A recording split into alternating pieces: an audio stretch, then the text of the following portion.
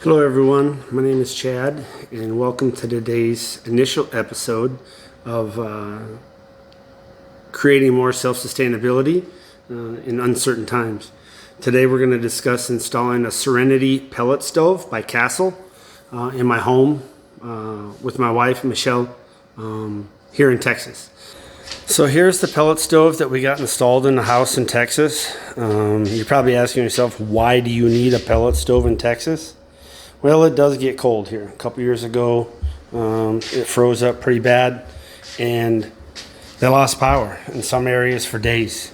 A lot of the most modern homes now have electric furnaces. So if you lose power on the grid, you need to have a backup heat source. So one thing that I had always utilized in the past, and I still do currently, is to heat with a pellet stove. It doesn't require a lot of electricity, and pellets are readily available. So today we're going to go through, I've got some still photos and whatnot of how I installed this in the house here in Texas. All right, so basically you're going to have some type of a non-combustible protection for your floor. So we just went down to Lowe's and bought these 16 by 16 pecan colored pavers, and it creates enough barrier against the vinyl flooring. Next, you're going to have to cut a hole in the wall, and there's a pass-through thimble that goes in inserts to keep standoff from the exhaust chimney to the outside. Also, with most modern homes, the stove has to have some type of a combustible air, so you're going to want to put a fresh air intake. My pipe is kind of beat up there because of the angles, but basically I used a 2.5 inch diamond hole saw to cut a hole through it because the outside of the home is brick. And that's pretty much it. You know, a reliable power source, and just make sure you read and prep based off the owner's manual of the stove that you have. Here is where I put in the fresh air intake. So this is on the side of the house, and this is a kit that you can get. I bought mine at Tractor Supply. But once you cut the hole, you're going to feed your aluminum tubing through it, and then you have the flange part, and then you have the weather cap. So this being the flange, and then this being your weather cap. Now it's got openings here, here, and under here. On top, you're clean. I had to do a little bit of remodeling on this one, so I had to cut the caulking off. That's one thing I'll have to put back on. But I always like to put silicone around here just to protect weather, water, the elements getting in between the flange and your brick. On this side here, you can see where I have the other side of my thimble coming out. And there again, I need to rinse this off, but I've got waterproof 100% silicone around there. I always leave the bottom open, so if it does get moisture in it, it can weep out the bottom. Your piping comes out. I sealed that around here as well, create a nice weatherproof seal. And then you just got the twist lock Duravent piping that comes all the way up. I ran out of the support bracket. I only had one, and like I say, in Texas they don't really have a big market for pellet stove parts, so I went on Amazon and ordered another support bracket for the top up here. And then just your exhaust. And there you have it. It's pretty simple, basic install. The biggest thing that I had to wait on was, ironically, parts from Amazon. You're going to put your stones in first, and then bring your stove in. It's pretty heavy. I recommend 2 guys lifting it because it is pretty stout. This stove is rated for 1,500 square feet, so it's got a 40-pound hopper.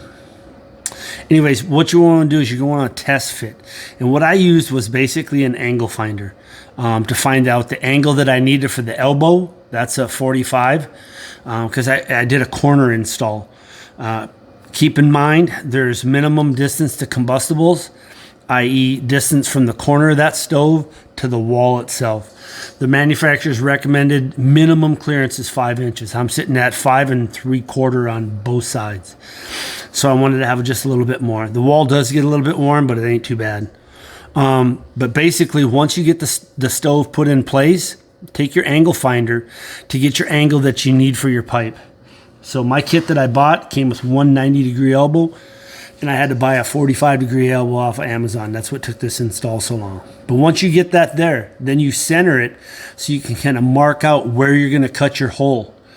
And then that way it shows you, so that way your pipe is level with the outlet on the stove, so it goes straight out the wall. The intake, not so much. Don't have to worry about it because it's drawing combustible air in for the stove. But keep in mind, you want to be cautious and know exactly where you're going to cut your hole in your wall for your stove, because you want to get it right the first time. So we're back outside again, but be mindful. Once you have got the center of where you want to cut your hole, I'm going through masonry. If you're going through something different material, it's probably not that big of a deal. But I went through stone, so I had to have the diamond blade to cut with. So I used that 12-inch masonry bit to mark dead center of where I was going to cut. And then all I did was took the inside of the flange of the thimble and marked the size that I needed to cut. And then all I did was go around and score it with the saw. Now, like I said, I've got more tools in the trailer, but I didn't want to spend more money than I had to get this stove installed. But basically what I had to do was just score around and then take a hammer, knock the pieces loose, keep scoring it deeper, knock the pieces loose until I got it all the way around. But you'll notice that you have that square on the thimble, so you can go over a little bit. Even if you cut into your stone, it's still protected because it has the extra galvanized flange around it. So here we are back inside, and 4-inch walls here in the house, and the control panel. Temperature says it's 83. The stove is set to 65. Thermostat set to 70. It's 79 degrees all the way across the house. Now we'll walk through some of the steps that we took for the installation. First, once I got my centers marked, I used my masonry bit to auger through the drywall, into the sheeting, and finally into the masonry. Once I got into the masonry, I was able to walk outside, identify where my drill bit came out through. That was able to give me a score, or mark, I should say, my center for the inside. Once I got the inside marked, I used a keyhole saw, a drywall saw, to saw out the hole. Then all I did was I go on the outside, mark from the thimble, so I knew exactly how big to drill, and then I was able to cut out with the angle grinders and get my hole made through the masonry. Once that was complete, I took my 2.5-inch auger bit and drilled my hole through my drywall into the sheeting, and once I hit the concrete, then I was able to cut out the stone in a complete perfect center mark. Once I got the thimble installed, I just taped off the hole after I siliconed it and waited for the parts that I had to get from Amazon. So my thimble that I got basically was galvanized on both sides, and I wanted it to be black so it matched the stove. All I did there was take some acetone and a rag and wipe down protective coating on the galvanized steel. And then I took a green Scotch-Brite pad and scuffed it up. Then I blew it all off the scuffing, wiped it down with acetone again, and then put 5 coats of high-temp spray paint on it. In conclusion, overall, the install went quite well. Wasn't too many majors other than a lot of trips back and forth to Lowe's, but like I say, part of that problem is I don't have my full complement of tools with me. So overall, the install was pretty straightforward, pretty easy to go. Nothing too complicated about it. Biggest thing, like I said, that was hindering was not having my tool trailer. I hope this kind of gives everybody a better understanding, a little bit more insight, and maybe some more confidence to try something like this on their own. If you have any questions, leave them in the comments below.